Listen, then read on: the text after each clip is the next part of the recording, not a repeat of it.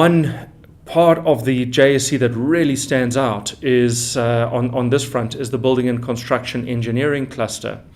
And if you look at the order book of building and construction firms, what you see is that order books now are back at the record levels that we saw in the noughties decade. So the order books are at the highest levels they've ever been. Yet market prices simply haven't responded. So the order books are filling. It may not be at the same margin as we saw in the noughties, but the margin will recover. And as it recovers, what you have bought exposure to is businesses that have improving prospects, very strong balance sheets, and notably, all of South Africa's headline construction firms are now doing, in places, half, sometimes a little more of their total business is being done outside of South Africa.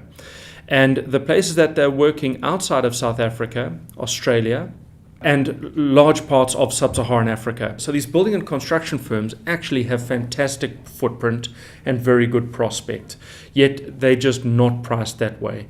And in this way, we consider sentiment to be a wonderful gift that sets us up for great investment opportunity. To talk of firm specifics, we think that any one of the headline construction firms is likely to be a good candidate to buy this exposure, but our particular preference is for Basil Reed, Stefanuti, Group 5 and Aveng. Those are our specific preferences. But the building and construction cluster does spread broader than just the construction firms, and we note the same type of sentiment versus reality disconnect in engineering firms more broadly. A case in point is Hudeco.